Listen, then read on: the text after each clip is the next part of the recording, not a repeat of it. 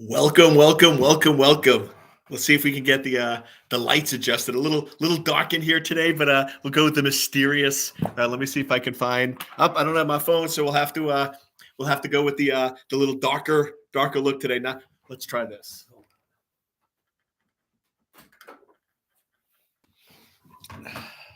There we go. Yeah, it's the camera in the computer sort of offset, and I had a big spotlight on me. So welcome, welcome, welcome. Happy New Year. I try to get that out quickly and fast because to me, it really doesn't matter, right? Everyone loves getting caught up on, oh, it's a new year, January 1st. Let's set goals. Let's reset. Let's get started. But my thing is, you can do that anytime, right? You don't need a new year to reset your goals, your life, your focus, or what it is you want to do now. Not a bad time to do it, but there's so much negative emotion around there where everyone's like, oh, it's going to last a day, a week, maybe a month, and then it's going to die off. So to me, whether it's January 1st, March 1st, or April 1st, just be committed, right? Be clear. The biggest message I want to start with, and then we'll jump right into our questions because we got some great questions coming, is do you have a clear blueprint for your life? Did you ever think about this? If somebody's trying to build a house for you and there's not a clear blueprint, or you're always changing your mind, or you don't know what you want the bathroom to be, what do you think is going to happen? There's going to be a mismatch, right? Either what they build is going to be awful, or what they build might be nice, but it might not be what you want or what you anticipated. So the question here is, if somebody took what you're calling the blueprint for your life, would they be able to create exactly what you want? And I know it sounds bizarre, but that's what happens because your conscious mind is the architect and it creates this blueprint, and your unconscious mind is the builder. It's going to build whatever you tell it to build. And it is literal, right? If you tell it to do X, it will do X, right? So the question is, how clear is that blueprint? Do you have a clear enough blueprint for your life that your unconscious mind can actually deliver and build what you are anticipating? Because that's usually the big disconnect. When I talk to most people, it's always fun to watch, and you could try this exercise. You always ask people, well, what do you want? And they always tell you what they don't want. Right? I don't want to gain weight this year. I don't want to get into this bad habit. I don't want to waste time. I'm like, I didn't ask you what you didn't want. I'm asking you what you do want, right? And most people do not know what they want. And that's problematic because imagine if you go to a builder and you're like, listen, I don't want a 3-story house. I don't want a small bathroom. I don't want this. I don't want this. I don't want this. That's still a lot of ground, right? Between what you're thinking and what they can do, right? So the question is, don't focus on what you don't want. Focus on what you do want and make sure that blueprint is as clear and as specific as possible. So let's go ahead and jump in. We have Paba here with his first question. With so many layoffs in tech, are you seeing CISOs or security teams being let go? Short answer is no. What I'm seeing is a lot of bad hires and middle layer management being let go. So that's really what I'm seeing when you're seeing all these big layoffs and let goes and everything else. A lot of these companies, essentially during COVID, people were out of the office, right? Remote workplace. They weren't sure what people were doing, but they were just trying to keep the wheels on the car, right? They were trying to keep the business viable, going, and profitable. So now what's happening is these companies are now sitting back down saying, okay, I got to be careful with this statement, right? But essentially COVID's over. Now, I know other people might disagree, right? But essentially as we know it and the pandemic and all that, we have the vaccines, we have methods where it's sort of part of our culture now, like the flu or anything else. So we're sort of past that idea that everyone must work from home and quarantined and masks and all those things. So now you're having these executives start looking at their numbers going, these numbers seem off. Our employee expenses are very, very high. Why is that? And what they're starting to realize is that, there's a lot of people that were paying full time and aren't working full time, right? They're doing other things, or they're working other jobs, or they're not fully committed, or we've gone in to try to make the work from home work. And we have all these middle layer managements. A lot of these companies are seeing layoffs had one person reporting to one person reporting to one person. They had like 4 levels of management with one person reporting to, and they're like, that makes no sense. What are these 4 people in the middle doing? Plus, they tend to be very expensive. So I think what you're seeing is actually 2 different things happen, or really 3 different things happening. First, you're seeing companies readjusting now from the pandemic and sort of getting back to, okay, people need to come back in the office, we need to work, and looking at what people have been or have not been doing. And let's face it, not everyone, but a lot of people haven't been playing all in with, they really took advantage of the work from home thing. So I think you're seeing some of that happening. I think you're seeing a lot of companies realizing work from home doesn't work. And here's the best example. If you now tell people that we're working from home, they need to come in the office, and they can't or they refuse, doesn't that mean they weren't working? Right? Because think about this. If they were really working from 8 to 5, then whether they're in the office or whether they're home is irrelevant. Right? So the fact that people are now saying, oh, there's no possible way I can run my life, balance my life, or do what I need to do being in the office is basically saying they're not working, right? So I think you're just seeing a lot of that happening. And then, of course, with Elon taking over Twitter, that's sort of a big piece of it. And you're just seeing cases where employees are just not aligned with the executives. And executives are being like, listen, it's great, it's nice, but if you're not on board with our vision and where we're going and what we're doing, then we don't have a place for you at the company. So I think it's more of that than companies just saying we don't need these services. At least from what I've seen, critical services like IT, cyber, finance, those types of things, they've still been hiring. Right? They've still been hiring on those fronts. It's just a lot of that middle management oversight where they're not really adding to the bottom line. They're not adding to profitability. And the company's just saying, what have these people been doing? Right? And they haven't been doing a whole lot. So I think that's what you're really seeing there. I haven't really seen it impact the hiring of CISOs. I haven't seen it impact cybersecurity. I haven't seen any cybersecurity teams be let go. And if they do, all I see is a lot of hiring. I see a lot of companies looking for security folks, IT folks, cybersecurity folks. So I don't see any decline in the tech industry, and I don't see a lot of tech layoffs specifically in those areas. The only thing you might be seeing is some companies just not sure what's happening with the recession and those types of things, and with taxes and all that stuff, are doing some hiring freezes across the board. So you might see a little of that where a company might say, hey, we had a CISO position, but we're putting it on ice for a couple of months until the hiring freeze is lifted. That would be the only indirect impact I would really see of what's going on here. But I do not think it's going to have any drastic negative impact on cybersecurity or tech folks that know what they're doing and actually produce results. Tom, how to communicate easy solutions to complicated matters. Best way to do that is to say, what is the minimal amount of information that the person I'm communicating with it needs, and communicate at that level. And really what it comes down to is knowing something so well that you can explain it without using technology.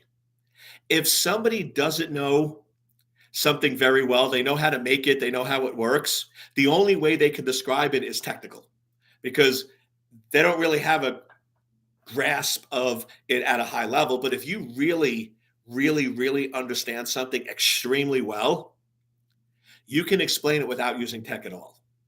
And that's really the trick is you want to become such a master in cybersecurity and breaches and data and risk and know that stuff so well that you know your audience, you know the level, and you can explain it with analogies, high level concepts, and simplicity without getting into any of the technical details.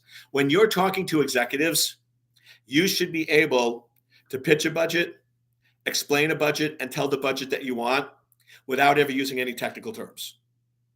You should never have to use firewall, IDS, or anything else. Right? Here's the problem. Here's what it's currently costing us. And here's what I'd like to do to fix it. Would you like to spend $100K to fix a $3 million problem that has an 80% chance of occurring? Right? That's the level you want to operate at. One of the best examples of, Tom, what you're talking about is look up the congressional briefing on space shuttle safety. This was after, I think we're now going on 15 years ago or 20 years ago when the space shuttle exploded. I don't know if you remember how devastating it was. It was taking off, and a couple minutes afterwards, it just exploded. And Congress wanted to understand why. How could this have happened? They had NASA with all these engineers. How in the world could this have happened? And I remember watching the hearing, and they had all these top engineers come in, and they're doing mathematical equations for Congress. Now, nothing against Congress. They're not math majors. They're not technical. And they're sitting there going, well, if the differential correlation of the and they're doing all this math and you could see they're like, can somebody tell us in English what happened? Can you just, in an easy solution, tell us what occurred? And they brought one of the most brilliant scientists, but he understood it so well, he can explain in simplicity. So he walked in and he goes, this is the foam that seals the cavity of the space shuttle. We have 3 layers of this for redundancy. And this seal cannot be broken, because if it's broken, then the pressure in the space shuttle will cause it to explode. And Congress, okay, they get that. And he took one piece of foam and he put it in a glass of ice water. And he took the other piece of foam and said, under normal temperatures like this room at 70 degrees, it moves, and he showed it moves, it's flexible, it adheres. So when the space shuttle takes off and the capsule's moving, this foam moves and adapts and keeps the seal properly. What we didn't realize is the space shuttle sat outside for 24 hours before takeoff, and we did not account for the fact that it was 28 degrees in Florida that day and evening. So for 24 hours, it sat below 30 degrees. He goes, this foam has been in this ice water for only 5 minutes, and he took it out and he went to bend it, and it cracked. He goes, the foam does not work under freezing temperatures. And we always do space shuttle launches in Florida and Texas, and we never accounted for there being that cold weather for that long a period of time. Boom, everybody got it. Simple. He didn't use math. He didn't use physics, right? He used the simple, basic analogy. So that's really the best answer, is keep it as simple and as basic as you possibly can. Oh, I see what you're saying, Tom, because sometimes people want complicated solutions. Yes, but like I found is those are not usually the executives, right? Executives typically want the best, fast, quickest solution. Yes, if you're talking to engineers, brilliant engineers often love complexity because it's solving complex problems, right? They enjoy it, they love it. So they're going to often make things more complicated than it needs to be, right? But when you're talking to executives, that's not normally the case. So then, is the job of a CISO safe in ongoing layoff culture? I think I just covered that. It looks like we had a couple people concerned about that question. Absolutely. It comes down to, let me make this real simple. If you provide value to the company and you provide better value than anyone else, no one will ever lay you off unless the company goes out of business, right? Unless the company completely closes. But here's the trick. If you provide value to a company and you provide it better than anybody else, you'll always be able to get a job. People will always be able to hire you. So, what I always tell folks is don't focus on the layoffs. Every morning, ask yourself two questions. What can I do to provide value to my company today in an area that's better than anyone else? And at the end of the day, say, did I provide value to that company? Because I'm a business owner and it's real simple. If I'm paying you a salary and you're bringing in more than that salary, you're providing more value than what I'm paying you, you're never going to go away. It's silly. Why would I go in and ever end that relationship if I'm giving somebody 50K and they're bringing in 500K? It's a no-brainer. Well, why would you ever lay that person off? There would be no logical business reason ever to lay that person off. They're making you 450K a year and the margins are ridiculous, right? So why would you ever get rid of that person? Now, where you have to be concerned is if I'm paying you 50K a year and you're costing me 100K because you're not doing what you should, or you're making mistakes, or you're screwing up, or you're causing more problems or more issues. And now I'm sitting there going, wait a second. If I got rid of this person, I would save 50K, right? Because they're actually creating more problems, more issues, more work for the organization than it needs to be. An example of that is if you have a salesperson and they're bringing in a ton of sales, you're never going to get rid of them. They're not bringing in any sales, you maybe get rid of them, but if they're not following up with customers and they're ignoring customers and customers are getting annoyed and not buying from you because they're not following up, well, I mean, that's a no-brainer to get rid of somebody. So I just always ask everyone, and when I talk at colleges or high schools or businesses, I always do the same thing is a layoff is very simple. They're getting rid of people that are costing them more than the value they're providing to the company. It's that simple. Like I said, you're never going to get rid of anybody that provides more value than what you're paying them. So just always keep that in mind and don't worry about layoffs. Provide a ton of value, do it better than anybody else, and you'll always have money for the rest of your life. Right? Easy, simple way to look at it. So we have, hey, enjoy your holidays. So almost 95% of CISO openings ask for a technical role instead of a technical managerial role. This is confusing. Okay, first, and remember, we're friends here, right? It's always with love in my heart, so don't get mad at me if I push back, is where is that number coming from? So I'm always, when somebody comes up to me and says, all people are X or 95%, I would really want to understand the Datre, I think it is, where you're getting that 95% number from. Now, yes, smaller size companies tend to want a CISO because they need it to check a box, but they don't really have the infrastructure, so they're really more of a technical person. So I would agree that most small to medium-sized companies, especially any ones that are regulated or any that are publicly traded, because a CISO is required in those cases, they want somebody with a CISO title, but the company is not big enough or has the revenue to justify a full-time CISO. So they really want a 10% CISO and a 90% security engineer. So I agree on the lower end, but when you're getting to the medium and larger and bigger size companies, like I said, I would sort of question that number because I'm not seeing that. More and more companies in the large, when you're talking 800-900 mil bill, multi-bill, they really understand that they need a strategic thinker. They know need somebody on the board that can speak business, understand business, and implement security from a business standpoint.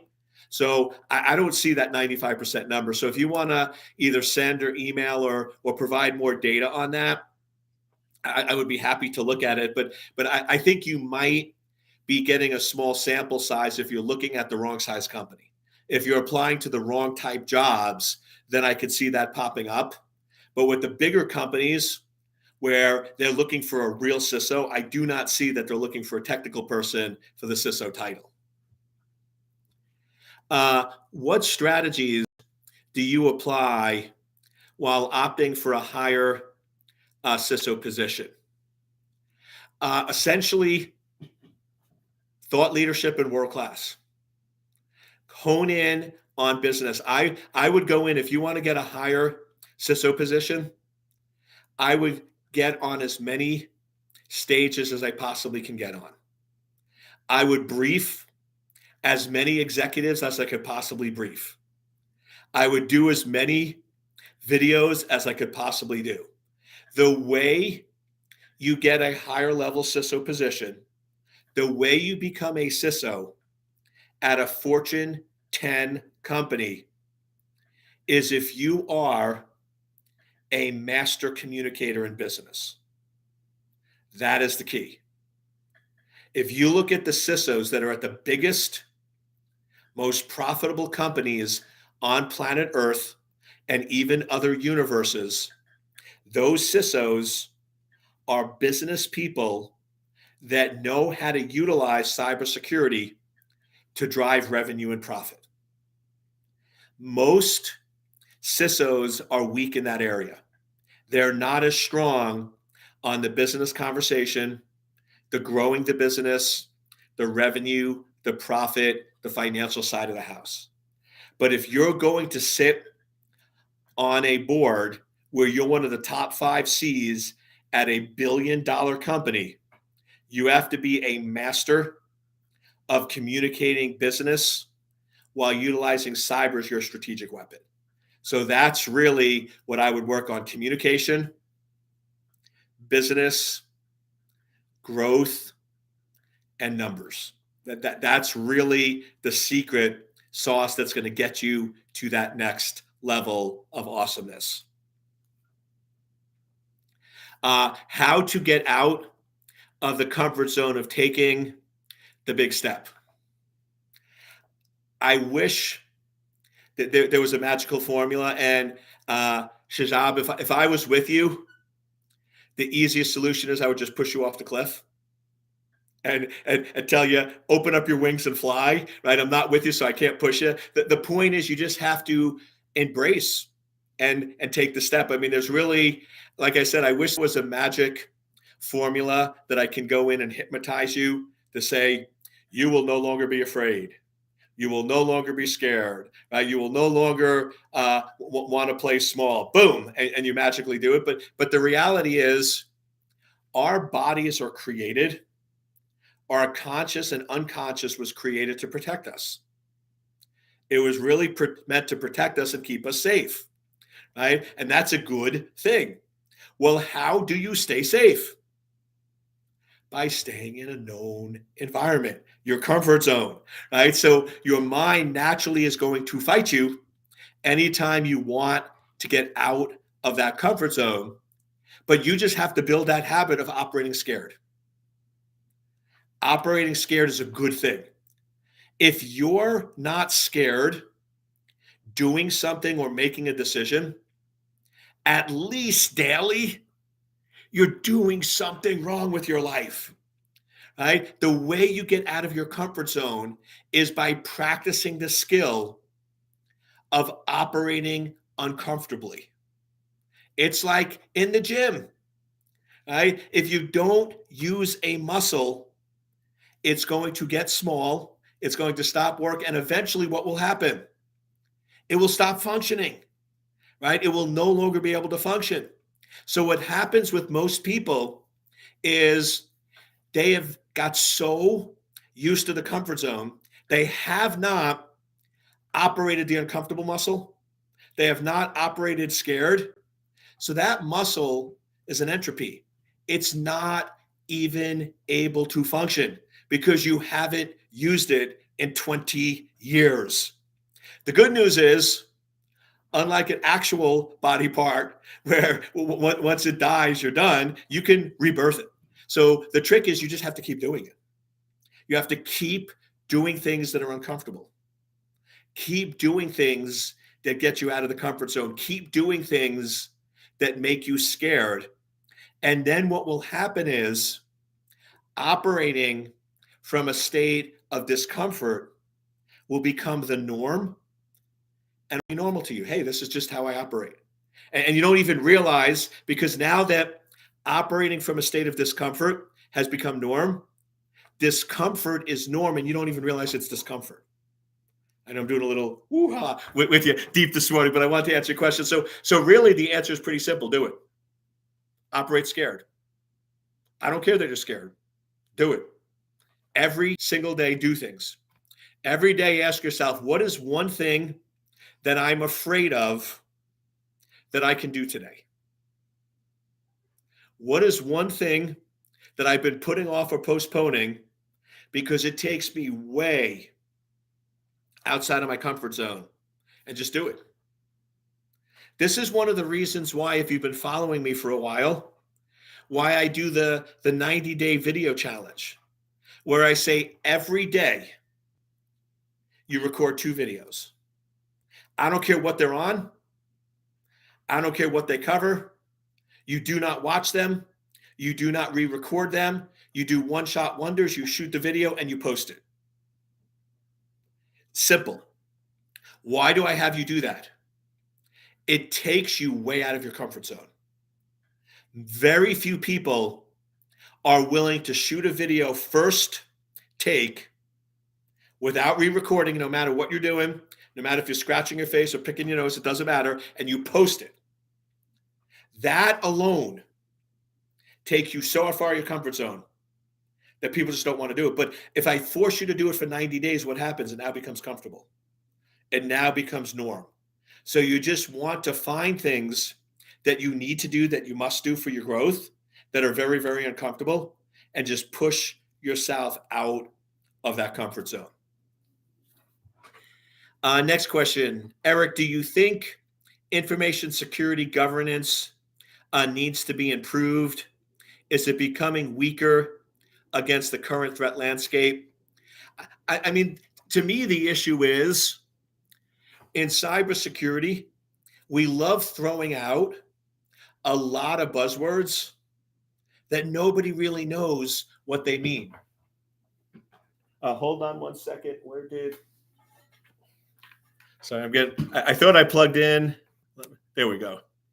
No, it said my battery's low, but my power cord just dropped out of my computer. So I want to make sure I didn't lose you. So to your question is, I just think we come up with a lot of these buzzwords in cybersecurity, make it a lot more complicated, and then sort of create this whole movement around it. So to me, let's just talk frank for a second. What is information security governance? What exactly in a sentence or less, right? How do you describe that to me? To me, it's governing or overseeing your security, right? So it's overseeing and managing the security to make sure that the right items are being prioritized and the right items are being done.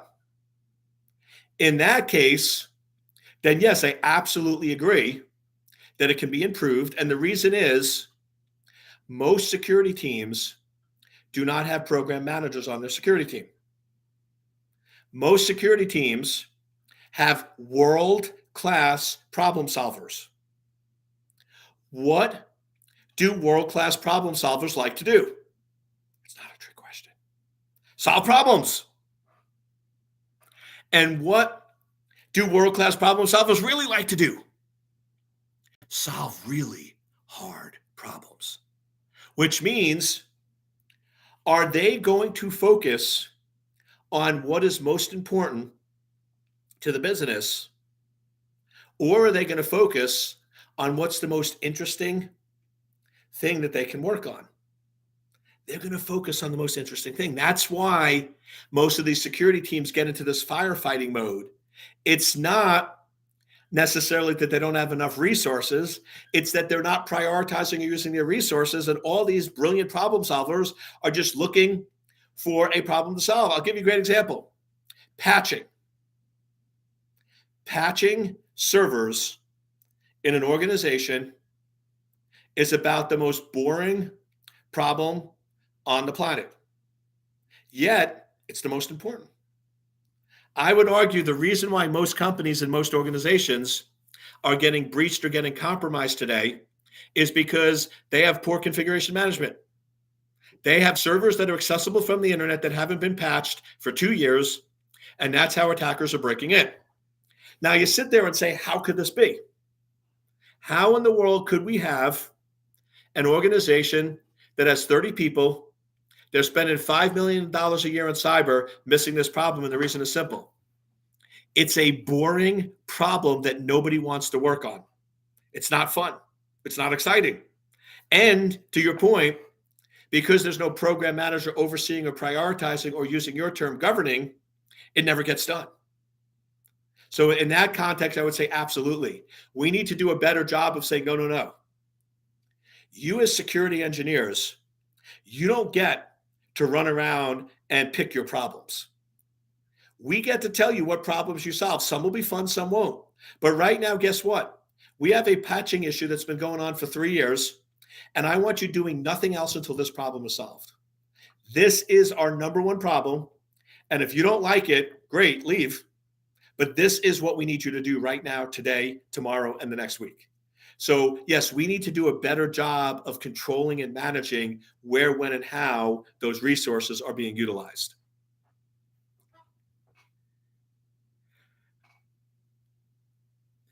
So do you think, okay, so we got that one. Blazin, it seems like if you are very talented, extraordinary, might as well go in business for yourself. Hold on. Hold on. Do you hear? Listen, listen. You hear the angels singing from heaven. Yes. Blazin, you just cracked the secret code that no MBA ever wants you to learn. Right? Essentially, and I'll abbreviate, but at the top schools, MBA schools, Harvard and Wharton and all of those, the secret is they teach all these business people, find technical people that are brilliant, that have no clue they're brilliant, and have minimal to no self-confidence, and basically hire them to build you a billion-dollar business, right? That is the secret of the ages that business people don't want you to know, right? Business people do not come up with the products that make billions. Yes, I'm not downplaying that their skills in managing and looking at numbers and tracking numbers and doing all that, but they are not revenue generating. Think about this. The people at the company that make the most money are the farthest people from the actual delivery of the services that make money, and the people that are actually delivering the service are making the least. Look at an automobile company. The person that's building the automobile on the actual factory line, building the actual car that somebody purchases, that's how they make money, is probably one of the lower paid people in the company. Yet the people who are running it that have minimal to nothing to do with the actual production of what is making them money is making the biggest salary. Right? So Blazin, yes, you are cracking the mystery of the ages, which is, yes, if you have a brilliant idea and you understand the business, why not start your own business? Right? Why not go into your own business, or at least be a partner in the business, or partner with a business person or an MBA. Now, I'm not downplaying the value of people with business degrees because you do need to understand business, but I'm just saying, yes, if you want to go in and you have tons of great ideas, you should be also making money directly off those ideas. You should either be starting or a founder or a partner in those companies. Yes, but there is work, right? You have more skin in the game on that, but you also get much more payoff and much more value on that front. So yes, Blazon, you are top line on that one. I wish I could go on that for another hour because I love the topic, but yes, you have nailed it. Do you need an MBA to become a CISO? No. Do you need to understand business to become a CISO? Yes. Do you need to understand cybersecurity to be a CISO? Yes. Do you need a CISSP to become a CISO? No. Do you need a degree to become a CISO? No. Now, with all that being said, those things help you get through the interview process. But ultimately, whether you get hired is how well you ace the interview. But here's the trick. You have to have a CV experience and degrees that get you the interview. So does an MBA help you get an interview? Yes. If you have two people, one has an MBA, a CISSP, 5 years in business, 5 years in cybersecurity, versus somebody who has no degrees and no work experience, yeah, that resume is going to get an interview and this one's not. But here's the reality of it. If you show up to the interview and you're an idiot and you don't know what you're talking about and you don't speak anything logical, I don't care how many degrees you have. I don't care how much experience you have. I don't care how much anything you have. You're not going to get the job. So there's always two pieces that everyone misses. And this is what I cover. We're running a course now. I think it's a $4.99 course, Becoming a CISO, where I break this down and I show you the formula for making this happen. But the real quick answer is all of your credentials and experience are only there for one purpose, to get you an interview. That's it. Once you get the interview, that stuff doesn't matter. Then how you present, how you talk, how you think, how you interact, the questions you ask, your mindset, how you look at cybersecurity, how you solve cybersecurity, how you tackle the problems. That is all what must be there to get the job. So yes, degrees and other things help you get an interview. But if you don't have that other component of being able to talk and walk the walk and speak the language, all the degrees in the world are not going to help you. So I'm giving you all this to say, depending on where you're at, a degree might help boost your CV to get more interviews. But the question is that the best use of 2 years of your time? Or if you spend 2 years of your time in other areas, will you be able to get better results quicker or faster? One of the things I love doing with my coaching clients, and I'll have you do, is go down multiple paths. So say, okay, you go down the path of getting your MBA. How much time? How much money does it cost you? And where does it end you up in 2 years? Then take that time and that money and say, what if I invested in this? What if I invested in this? And look at different routes and say, which route gets you to a better place quicker and faster than that route? And then whichever path gets you there quicker and faster, go down that route.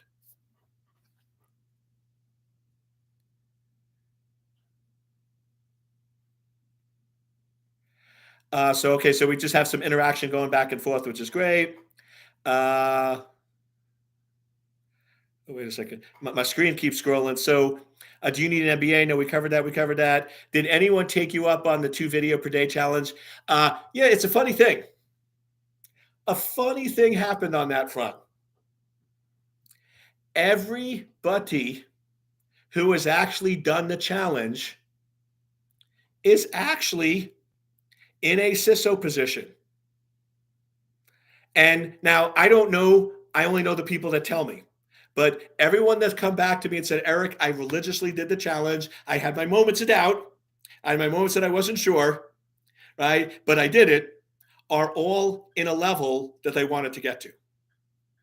And everyone that I talk to comes up to me going, Eric, I've been following you for a year and I'm still not a CISO and I'm still not this and I'm still not that, or this isn't working or that's not working.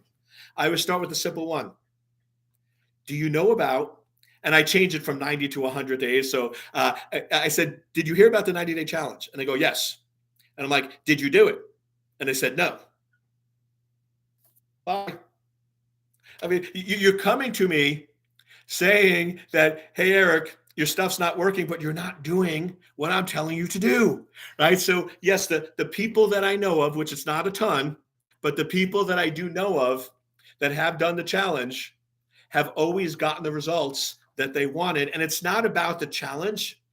It's about building the discipline and getting out of your comfort zone. How hard is it to do 2 videos a day for the next 90 days? It's not hard, right? But it requires you to get out of that comfort zone. So we get back to Blazing. So unless you have a product, cybersecurity basically can only lose the company money purchasing security tool services, work salaries to avoid getting hacked and lost millions. Reframe. I want you to look at this frame completely differently. If there wasn't a security department, so there wasn't a security department and security wasn't in play, what would be the impact to the business? Well, they would probably get hacked a few times. They would probably pay a ransom. They would probably pay some fines. They'd probably pay some regulations. Great. What is all that? 10 million. So your security team is a total of 2 million, and you basically saved the company 10 million. So that's level one. That's still, we're still basic, Blazing, so just stay with me here. But that's level one. So I want you to reframe. It's not that you're going in and spending all the company's money, right? You're an overhead function. You are actually doing things that would save the company money. If you weren't there, the company would have spent a lot more money than what they spent you. So they can either spend $2 million on a security team, or they can spend $10 million on fines, losses, ransom, and reputational damage. Which one would you like to pick? So that's the first reframe, but we're still in sort of level one thinking. I want you to take to level two. Level two thinking is, what if whenever cybersecurity is involved in a project, it always gets done under schedule and under budget? And whenever cybersecurity is not involved in a project, it goes over schedule and over budget. So cybersecurity are problem solver management resources that basically get things done better, quicker, and faster. So that's second level thinking. Third level thinking, level three. What if you started implementing security features that actually made the company money, that actually had upsell opportunities, where here's our basic product, but if you want these higher end additional security features, because people are very concerned about security today, you get these additional features. And now you've actually turned cybersecurity into a profit center. So I just want you to sort of reframe how you think about it. Yes, you have to spend money, right? But you're really, if you're doing it correctly and you're positioning it properly using those three levels of thinking, you actually can save and generate money for the company. Do you believe if something can't be measured or can't be managed within the realm of security, Essentially, yes. I'm always careful with those absolute questions, right? Because it's like there's always some exceptions to it. But yeah, generally, how can you manage something you can't measure? So I'll flip it on you. How can we go in and measure the success of something? Sorry, how can we manage the success of something if we can't measure it? How in the world do you know if somebody's doing a good job? And everyone always comes in and says, but Eric, there's a reduction in breaches. I'm like, well, that's a measurement. Right. So almost anything is measured. So yes, I'm a big fan is if you can't have a metric, then how do we know that you're doing the best you can in the time that you're doing it? Okay, Eric, I'm producing videos. Great. How do we know you can't do more? How many are you producing, right? So yes, I am a big fan that it's very hard to manage something that you can't measure. And that's why metrics-based security is one of my big things that I push a lot. Board is always under the impression that information security is a part of IT, and hence it comes under CIO. I think, hold on a second. Okay, I thought it was the same. The Atre, and I apologize if I say your name wrong.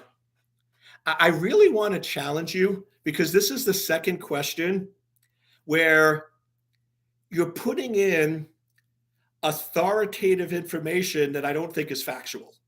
Like your first question, I love you, my friend, so don't get mad at me. But your first question was 95%. And I'm like, is it really 95%? Is that really true? Right. But here's the problem. If you believe that, it creates a limiting belief for you that's holding you back. And then I get the next question from you is boards are always under the impression. I'm like, I know a lot of boards that are not under that impression. Right? But most of the boards I work for are violently against the security being under IT. Right? It's very bad. It doesn't work. It's not there. So I would just be very careful. And I only have two data points here, but I love you and I'm trying to help you out as a friend here and a coach. But you're creating these absolute statements that I think might be holding you back, that might be creating these limiting beliefs in your life. Because once again, what data are you using when you say boards are always the impression that information security is a part of IT? I don't know of any boards, right? All the boards that I sit on do not believe that. So I would just sort of wonder the data sets that you're using for some of these statements, because I don't see them as actually being reality or truth. And I think they could be limiting or holding you back. Because yes, if you believe that, well, boards always think that security should be under IT and 95% of all companies just want a technical person, it's going to be hard for you to be a successful CISO. But if you're like, no, there's a lot of boards that want security to be separate, independent, and most boards now actually want to put IT under security, right? So they're actually flipping it on the lid there. So I would just be a little careful that you might have some very, very limited data sets, right, that are guiding some of these statements that I don't think might absolutely be true. Uh, Oh, sorry. You said you were just chatting. Okay, no worries. Hey, Blazin, I love you and appreciate you, my friend. So always glad to have you with me. And I think that actually wraps us up. So, and I know we haven't had one because of the holiday, so that's why I went a little over today. I want to get everyone's question answered. But let's rock and roll. So let's have a great week. I will see you. Just so everyone knows, we are going to be switching up the times. So just watch social media, because we've just been getting some comments from folks going, Eric, what about international people? Or what about people that have meetings on Thursday or this or that? So they're like, yeah, we like that you're always doing Thursday at 9:30, but some people just can't make that time. So we're going to, like we did today. Today we did Wednesday, 9:30. I think next week we might do 11 o'clock. So we're just going to be switching it up a little just to listen to some of your feedback and comments. And then one favor, since I know many of you have been with me for a while and listening for a while, if you have friends or other folks that think they could get value out of this, please introduce them to the show. I'd love to see the number of followers grow. I'd love to get more people involved, and I'd love to have more interaction. So if you're enjoying the content, you're getting good feedback. If you could pass it on to a few friends, colleagues, or workers, I would definitely appreciate that. Otherwise, be amazing, be awesome, be world class, and I'll see you next week. Thanks so much and take care.